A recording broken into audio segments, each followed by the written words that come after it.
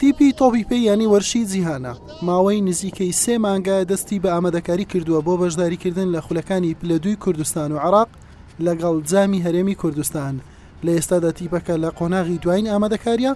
بۆ یاریەکانی جامی هەرێمی کوردستان و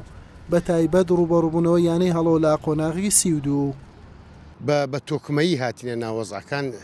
مجموعە لاعیبەکی باشمان کۆ کردووە هەمووی الحەمدولە شەباب و گەنج و لە تەمەنێکی ینی بتوانین ئینشاءڵڵا درێژەیان پێ بدەین چەند ساڵێک لەکنمان یاری بکەن ئینشاءڵڵا. 3 خولمان لە پێشەکە کە حوسێن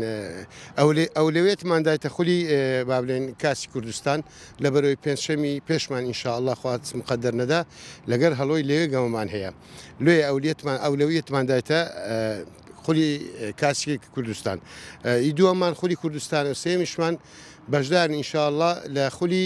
عێراقی دەرەجە دوو ئەوە خۆشمان لە عێراقیش دەرەجە دوینە لە کوردستانی دەرەجە دوینە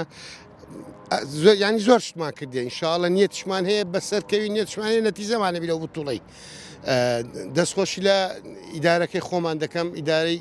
نادیزیهان زۆر پاڵ پشتمان بوونە زۆر لە پشتمان بوونە بە تایبەتی کاک دکتۆر ڕزگار و جەماعەت ینی قوسووریان نەکردێت سماوی ستێرۆمەیان دابێن کردێ فقط دوقستانێکمان هەبوو ئەویش مالیان ئاوی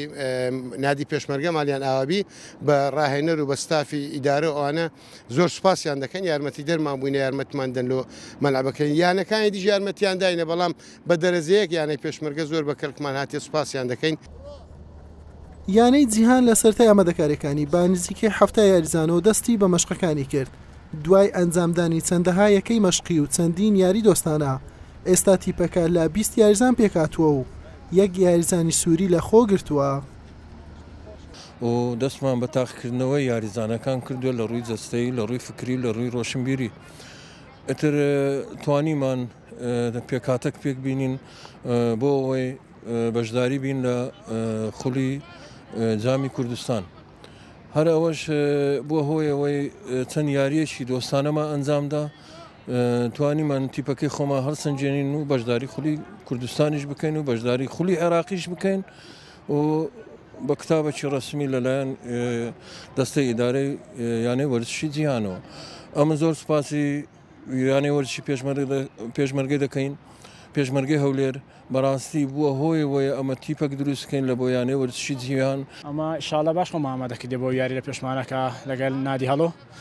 لە جامی کوردستان ئامادەی باشمان کردووە ئینشاڵڵا بە سەرکەوتن کۆتای پێبێنین لە دەرەوە یاریگای خۆمانە بەڵام بۆ پەڕی بەهێزی و ئامادەکاریمان کردووە ئینشاڵڵا سەرکەوتن تۆمار بکەین و لە دوو خولی دیش بەشدارن خولی پلە دووی عێراق خولی پلە دووی کوردستان ئینشاڵڵا ئەنجامێکی باش تۆمار بکەین سقەمان بخۆمانە. وا بڕیارە ڕۆژانی چوارشەمە و پێنجشەمە یاریەکانی قۆناغی 32 جامی هەرێمی کوردستان ئەنجام بدرێت.